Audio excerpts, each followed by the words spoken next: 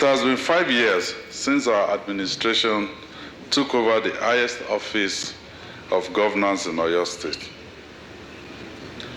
From day one, our promise has been to restore the dignity and pride of the good people of Oyo State, so that we maintain our mantra as the state of first, the pace-setter state. In all this time, we have prioritized our economy and taken steps that put us ahead of all other states in times of crisis. We have seen crisis and we have overcome them. This is because we have always had your support as we made people first decisions. I always say to people, they come around and say the State Assembly, they are rubber stamp. In as much as we have alignment on what we want to deliver for our people, what again are we fighting or dragging about? So we'll continue to maintain the cordial relationship between the executive, the legislative, and the judiciary arms of government. Some have said we make populist decisions. Well, our decisions are not populist because they are not anti-elite or anti-establishment. I don't know if Dr. Moronkola Thomas is here. Okay, Doctor,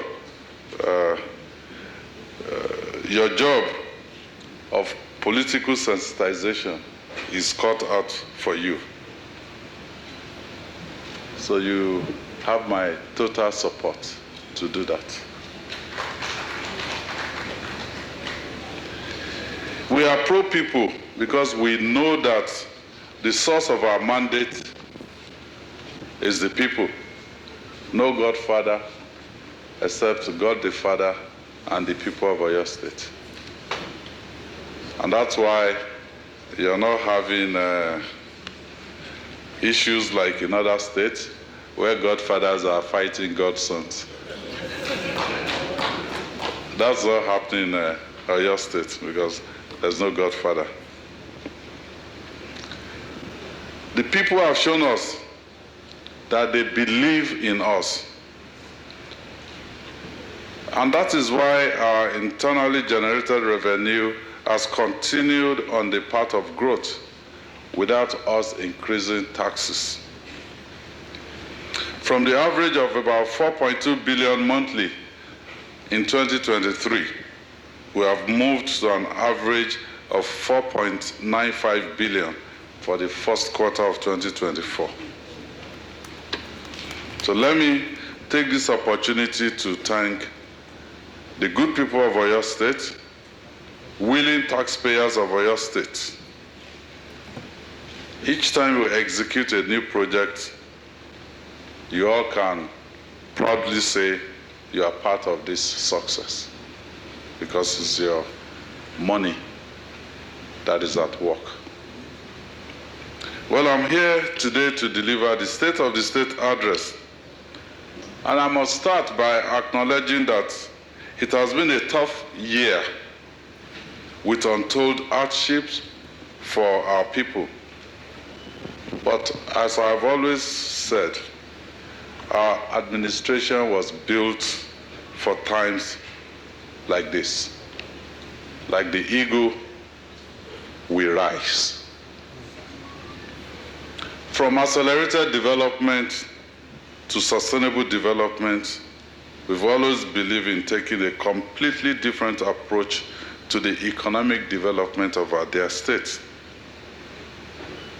This is why when fuel subsidy and the peg on the dollar was removed, while other states were busy distributing palliatives, we were thinking of short, medium, and long-term solutions. We came up with safer, sustainable action for economic recovery. The key word, sustainable actions. SAFER has various components, including a food relief package, transport subsidy, which one of you mentioned, I think is Honorable Babajide. We're still subsidizing to almost about every month between 77 and 80 million. We give it to them, pay for diesel, ensure the buses are on the road, and the vulnerables in our environment should pay half the normal fare. So that is still ongoing, and we're sustaining it.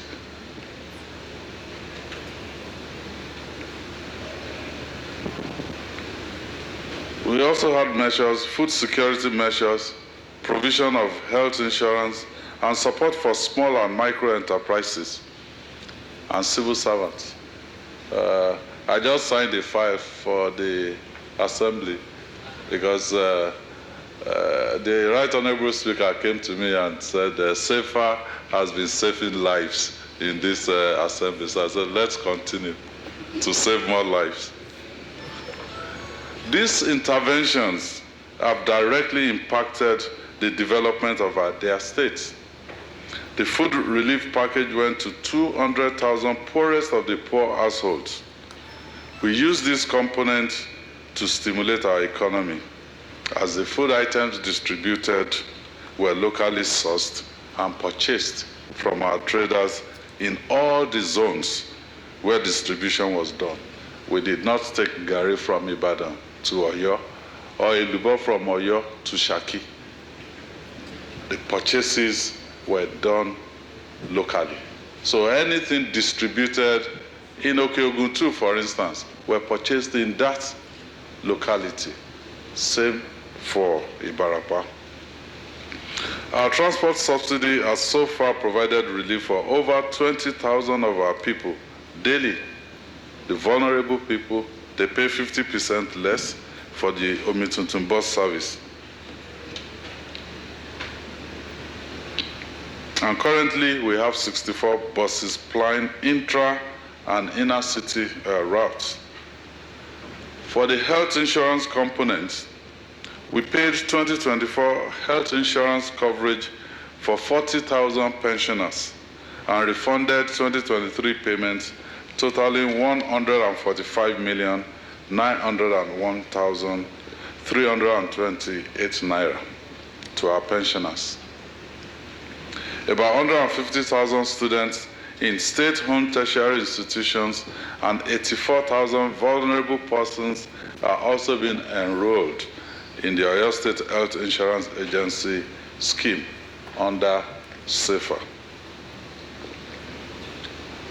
Our food security and business stimulation components were designed as medium to long-term solutions. For example, we disbursed 1 billion naira as low-interest loans to 3,525 smallholder farmers. This money will be recycled exponentially, subject to repayment, as will the 500 million naira SAFER for youth entrepreneurship in agribusiness projects. That is 500 million naira for those youths that we sent to Nasarawa. Somebody mentioned it here. And because we have put our money where our mouth is, others are joining in. They are pitching in.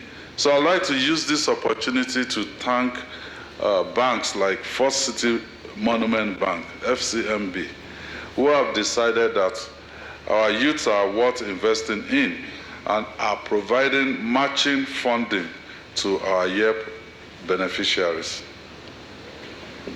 Still supporting our smallholder farmers, we distributed farm inputs to 6,500 of them we also gave 2,085 of our small and micro businesses 500 million naira as low interest loans. We have remained focused on the big picture. We knew that if we were to reduce poverty in rural areas significantly, we needed to open up those areas through road interconnectivity. And let me say this, let me tell a small story. When I was campaigning, some of the people that campaigned with me, they are here. In 2019, we left Ogbomoso and we're going to campaign at Hauro Dada. It took us about 2 hours plus to get to Hauro Dada from Ogbomoso because we had to go through Odoba, Ikoyi, and all of that. But today, with the opening up of the Alao Akala Memorial Highway, it will take you 12 minutes to go from Ogbomoso to Hauro Dada. And so from Omituntun 1.0, we focus on linking all our zones. We awarded November of 2019 the 65-kilometer Moniya-Ijaye-Isheyin Road. That was the first major project that was awarded by this administration, because the logic then was quite simple. Okeogun is the place where is the food basket, is where farmers are. Well, I know PJ said for cassava is Igaga. I agree with him. So we have to link Okeogun to where you have the population, so that whatever they are producing out there, they can bring it here and sell, and then the cycle will continue. Despite COVID, we delivered that project by first quarter of 2021.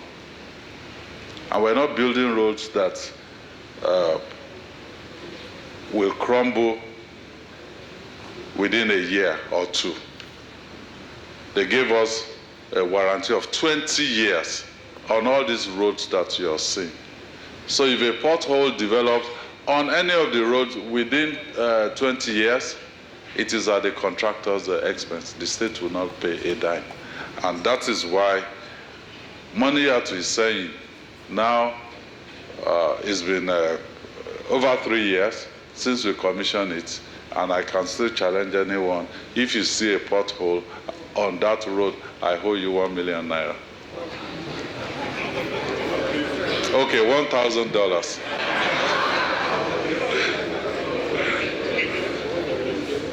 And then we started the 34.85 kilometer Oyo to Iseyin Road and the 76.67 Iseyin Fapote Ogbomoso Road.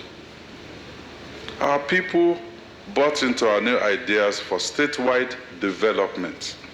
And even before we completed these roads, they gave us an overwhelming mandate to continue in March 2023. Mr. Speaker, sir, honorable members of this House, I'm happy to report that all of these roads that I mentioned have been delivered, and even the majority leader said he is calling for security on the other road because massively people are now using those roads to connect zones of the states. Well, we have done more. We've also delivered the 12.5 kilometer Challenge Oduana Elewe Elebu Apata Road, a dualized road now renamed Theophilus Akinyele Way. Honorable Obolabi mentioned the Agodi Gate Old Ife Road, Adegbayi, that's 8.2 kilometers, including an underpass at Onipepe area. So in total, we have completed 152.92 kilometers of road projects in the first year of Omitutun 2.0. We're currently reconstructing the 48 kilometer Edo-Erua road. I had a discussion with the Right Honorable Speaker. He echoed what Honorable Ojedokun said, that, the standard for any road in Oyo State should be either the Oyo Isanyi Road or the Ogbomoso Isanyi Road, that they don't want anything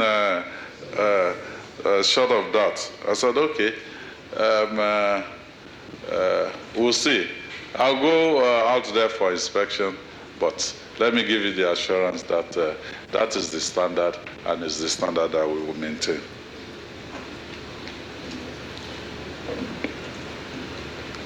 So the real impact of these road constructions is that Oyo State is fast becoming a regional agribusiness industrial hub. At the Fashola Agribusiness Industrial Hub, which is located on the Oyo Isanyi Road, we are hosting agri-industries such as Freshland Campina, WAMCO. And WAMCO, they have 200 hectares out there for dairy production. We have the milking barn, Agro Services Limited, who have 150 hectares, for maize cultivation and dairy production.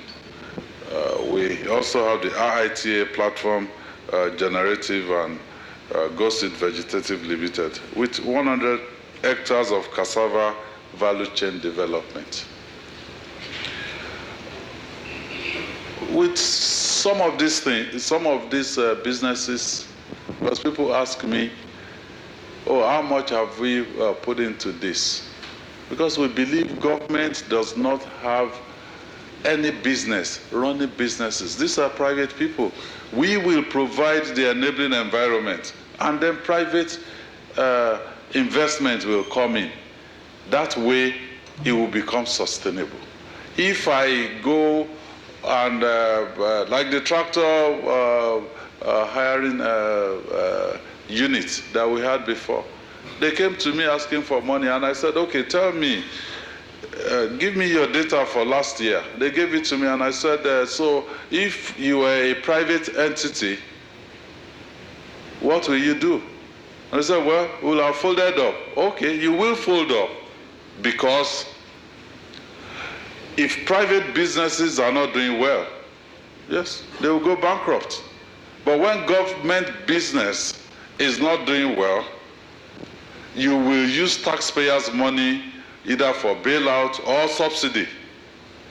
And we don't think that is what government money, should be used for. We will use government money to create that environment such that our private businesses will be competitive, and they will be able to stay in a sustainable loop. We also have E4 farms out there with 40 hectares for crop and dairy production. Brown Hill Farms with 30 hectares for crop production and greenhouses. And Zigma Limited with 37 hectares for cashew production. And I'm meeting the Brown Hill folks tomorrow. They want me to come with them and harvest the first set of tomatoes from that farm. And that is going to ShopRite across the country. So,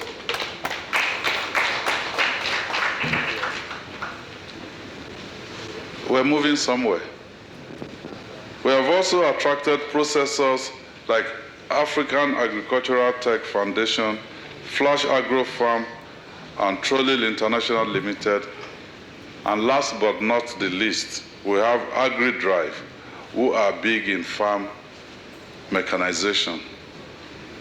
And just down the same road, same Oyo Esenyi Road, we have Oyo State Sugarcane Processors Limited, producers of brown sugar and molasses.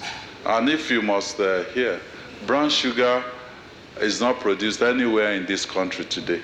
So Oyo State will start the production of brown sugar. It is being imported into this country today. So, Chief Adepoju told me, because he was with me at Fashola over the weekend, he's expanded his operations to include a 20-hectare sugarcane plantation at the Fashola Agribusiness Industrial Hub, gingered by the completion of the Oyo Esenyi Road and the Adebayo Alao Akara Memorial Highway. So these industries located in Fashola provide jobs for our local population. Our modest estimate is that the operations at Fashola will provide 1,500 direct and indirect new jobs and support to about 7,000 smallholder farmers.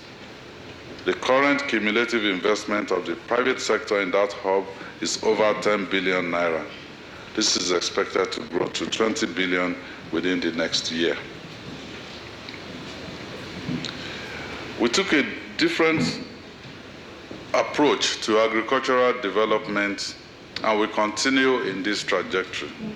Our Oyo State Land Tractorization Subsidy Scheme is designed to reach real farmers, and this is why we enlisted 123 extension officers in all 33 local government areas to ensure that our farmers have direct access to tractors. And there's no corruption in it. If you want to clear 10 acres, bring your money for 5 acres, and the state government will subsidize for the additional 5 acres. And it's not government running any tractor unit. These are private people. We'll go to them, pay, they will clear it. If we are successful, next year we repeat the same thing, and we keep growing the amount of land that we're cultivating in Oyo State. And for the distribution of farm inputs, we designed a data-driven distribution system that started with the biometric capture of farmers. It is on record that the World Bank saw our system and decided to adopt it as the NG Cares model, and that has been replicated throughout the country right now. So in the past year, we have distributed farm inputs to 2,573 smallholder farmers in 15 local government areas of the state. We continue to be first in policy formulation and implementation. So in October 2023, I signed Executive Order Number 1 of 2023 on the protection of mining communities against insecurity and exploitation in Oyo State into law. This is the first such law anywhere in Nigeria. First ever. With this executive order in place, mining communities in Oyo State can now better benefit from the responsible exploitation of solid minerals within the state. We have also used the state's special purpose vehicle, the Pacesetter Mineral Development Corporation, to acquire 23 new mineral titles. We're working on acquiring even more through the Oyo State Mineral Development Agency. Oyo State will continue to play a huge role in the sale and development of solid minerals in Nigeria. You are aware that the first international gemstone market in Nigeria is located here in Oyo State at Akinyele local government area. So that validates Dickens' position that Akinyele is the fastest growing local government area in Oyo State. To further support our plans to ensure our state benefits from the huge deposit of solid minerals, we are working on completing the head office for PMDC at Jericho, Ibadan. The structure, which will serve as an operational base for solid mineral mining development in Oyo State, is already at about 80% completion. Our fourth focus area for the economic development of our dear state is tourism.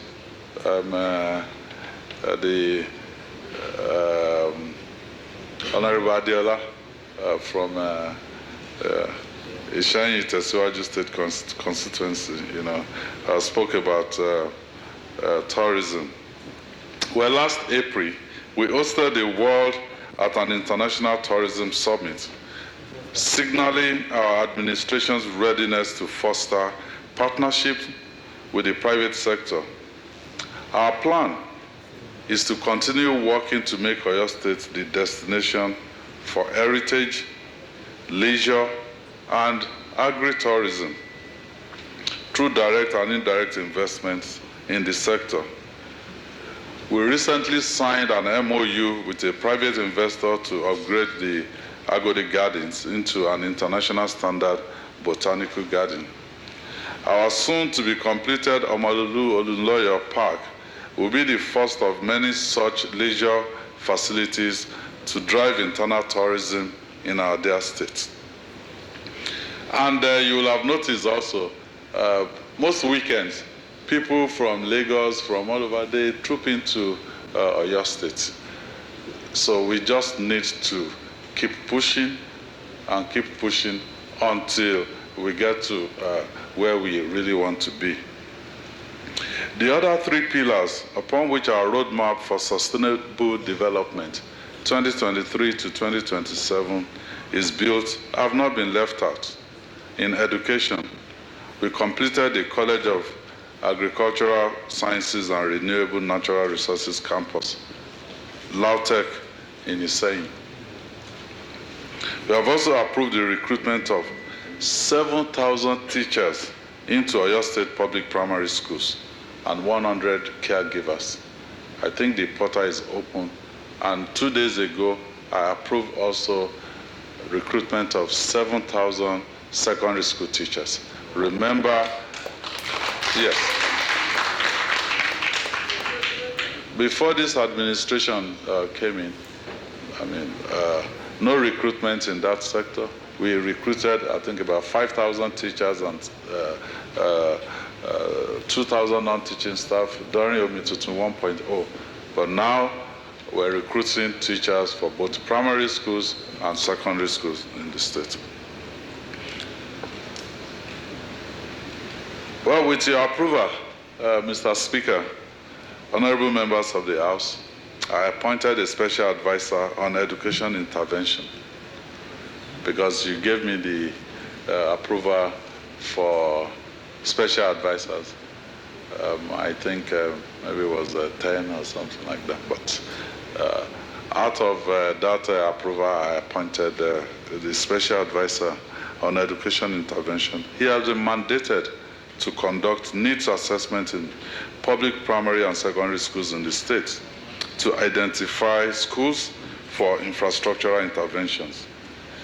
You will also recall that starting with the 2024 budget, we allocated 15 billion naira annually for infrastructural renewal, classrooms and basic infrastructure in public primary and secondary schools in Oyo State. This, along with consistent payments of the Universal Basic Education Commission, UBEC counterpart funds, will help us significantly reduce the infrastructural deficit in our public schools. Just a small note on where we've been over this past 4+ years.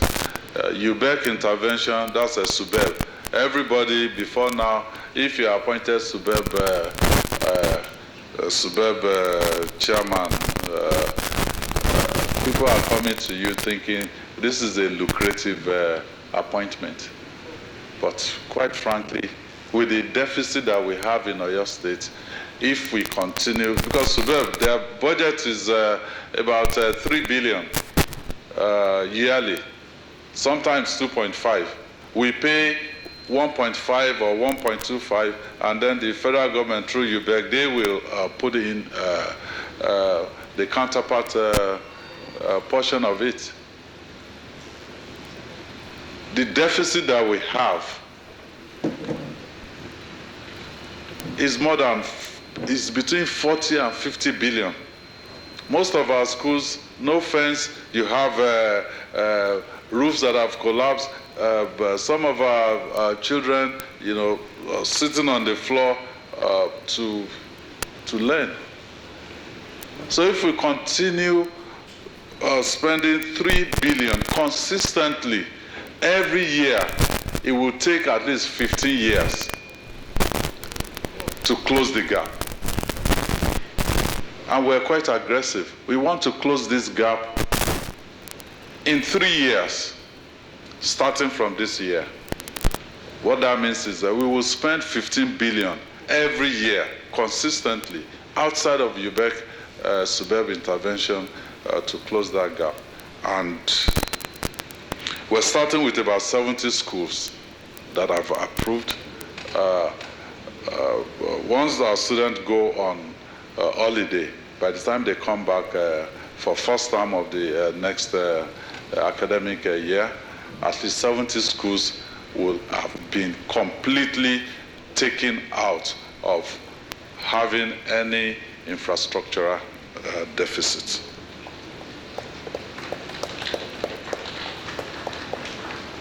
In healthcare, we have continued to demonstrate that we deserve to remain the state of first. Just over a week ago, I was privileged to commission the first solarized pressure swing absorption oxygen plant at Jericho Specialist Hospital. And this project was facilitated by UNICEF, CHAI, NACA, IHS Towers, and the Bill and Melinda Gates Foundation in collaboration with the Canadian and Norwegian governments. This project will reduce morbidity and mortality due to hypoxemia in Oyo State by addressing the key barriers which limit access to high-quality diagnostics and medical oxygen delivery system in our health facilities. So in the first year of Omitutun 2.0, we completed the upgrade of General Hospital Aremo Ibadan and equipped 264 primary healthcare centers, including the ones upgraded under Omitutun 1.0. And I thought PJ was going to talk about the PhDs, one per ward, because somehow under Omitutun 1.0, I think Ibarapa Central and North was omitted, and I spoke to Dr. Olatunji. We're reviving that. It will be one of the first for them to mobilize into as soon as we start this phase. So we're in the process of recruiting 232 doctors, nurses, pharmacists, physiotherapists, and medical laboratory scientists, and the exit replacement of health workers who left the service from 2021 till date.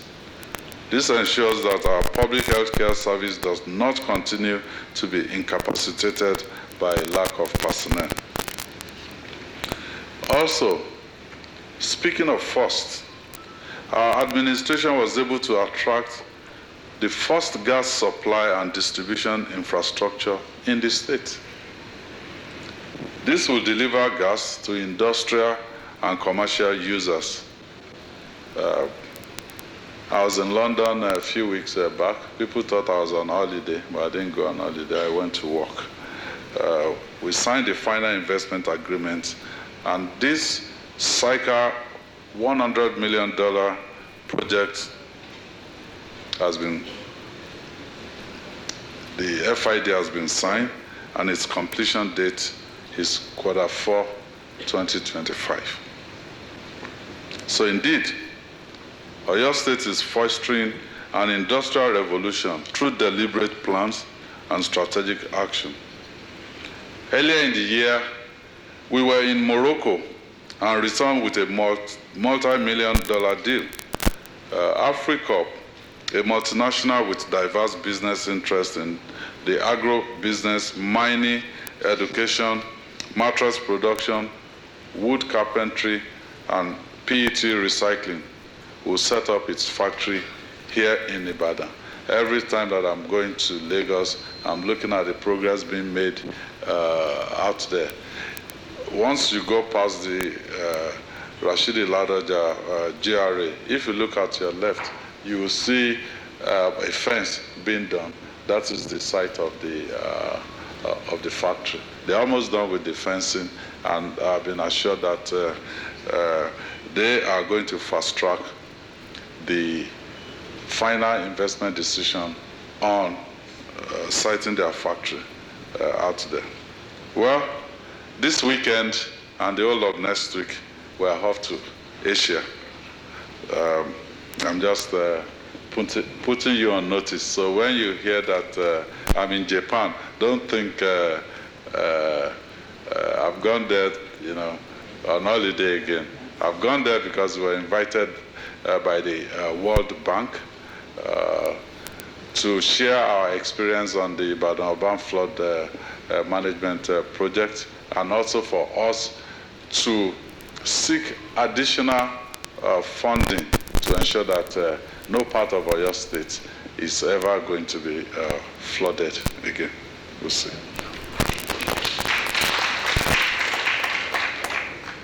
We know that the only way to get our people out of poverty and into prosperity is by increasing productivity. We must attract big businesses into our state and enable them to set up shop, not just in one zone, but all the zones of their states. This is always my argument with the federal government. You want autonomy for the local government. The governors are the ones misusing local government money. The governors are the ones getting additional money from FARC. It's a case of kettle calling pot black. Because any money that comes into the federation account is shared between the federal government, the state government, and the local government. And the federal government takes, I believe, 52% of that money. So if 28% are suddenly gone up, what will happen to 52%? We're taking from the same pot. We have exchange rate problems. Okay, naira to dollar has gone to this extent. But the bottom line is you cannot fix those challenges except we become productive. So for us in Oyo State, I've asked them, all the multinationals are leaving. The industrial manufacturers are also not comfortable. They are leaving. When we went to Morocco, we sat down with the Africorp. They invested about $100 million in mocha foam. When they invested the $100 million, it was seen as a percentage of their turnover. But suddenly, they make their money in naira. And exchange rate went from 400 naira to the dollar to 1,000 plus. Now, they will have to do their calculations and say, okay, so we invested in Nigeria. The turnover now, X billion of naira, suddenly is 1/3 of the value when they invested. So you have to engage the people. You have to let them know that, well, yes, this is temporary. At some point, we will turn the corner. Rather than us pointing accusing fingers and saying, look, this is now getting more money from the common pot. We need to be productive. It's productivity, productivity, and productivity that will solve the problem for us. So for us in Oyo State, we have been having interest from outside of Nigeria. So that tells me that we're doing what is right, and our fundamentals are really, really very strong. The 2022 report on multidimensional poverty in Nigeria, this is the first of such reports ever produced, stated that 5 out of every 10 people in Oyo State are living in poverty, 50%. We're determined that the next time such a report is produced, Oyo State will have taken a huge leap forward and lifted millions more out of poverty. This is our promise. This is our pledge. Mr. Speaker, sir, honorable members of the House, economic prosperity will mean nothing in an insecure environment. I think it's the minority leader who was talking about insecurity in Okeogun area, Shaki, Kishigo. Well, it is a big issue, not only for government. Because when people say, oh, they kidnap people in our area and all of this, we always say to them, if you see something, say something to us, and then we will ensure that something is done about it. If you see strange people within your area and you're not saying it until something happens, then you're also to take part of the blame. So for all of you, I want to implore you, when you go home, it's not only a constituency project that you're going to inspect. You also let the people know what are the strange things happening around this environment. If you have headache now, well, you may think it's malaria, or you may think, okay, this headache is just dehydration. Maybe I need to drink a bit more water. But what if it's a brain cancer or something really catastrophic? So if most of these things, they will start really small. And if we do Yoruba,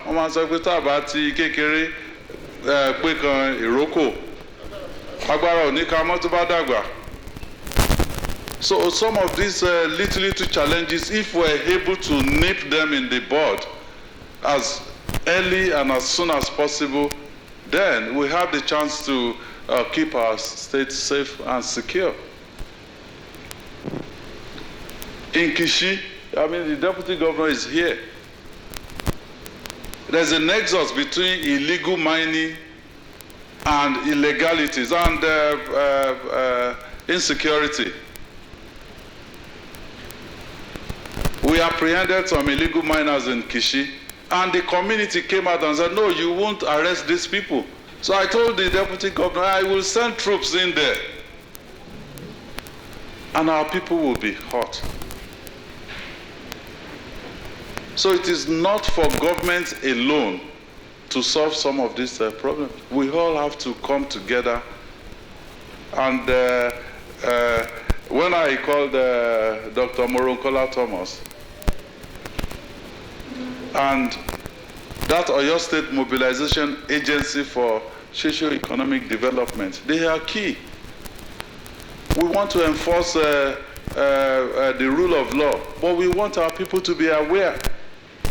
So a lot will be given to them so that they can educate our people, they can advocate for some of the policies that this government is putting forward.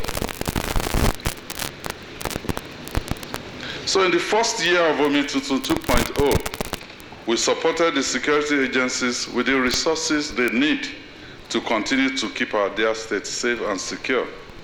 We procured and handed over 135 additional operational vehicles fully equipped with modern communication gadgets.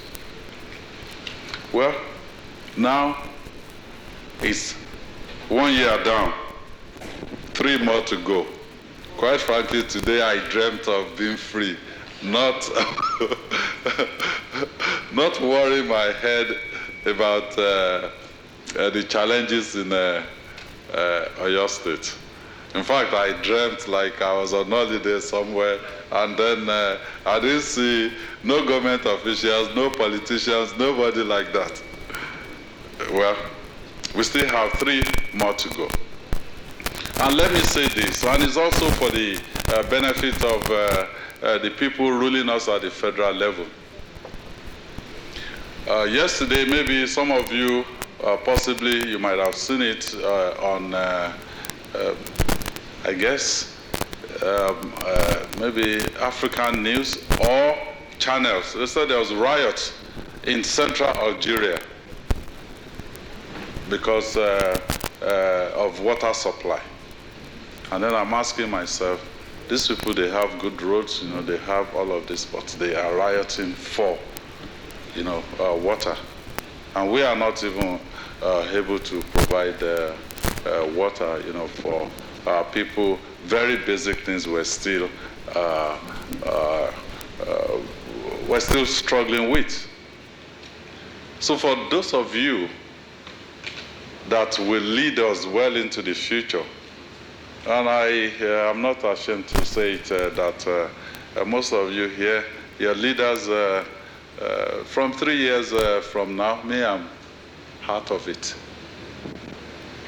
You will be the ones, you know, carrying this burden. For yeah, we're laying a very solid foundation for the people coming behind, you know, to be able to perform. But the challenges are enormous. So don't think if you if you construct roads, you fix this infrastructure and things like that. Can somebody tell me who constructed the ring road? It was the biggest single investment, you know, to come to that state for several years as of the time that road was being constructed. People have forgotten. Now we are, you know, resurfacing that road. So for this administration, I'll continue to say it. Yes, we'll continue our drive for bridging the infrastructural deficit in the state, but we're not going to be defined by the infrastructure that we're building.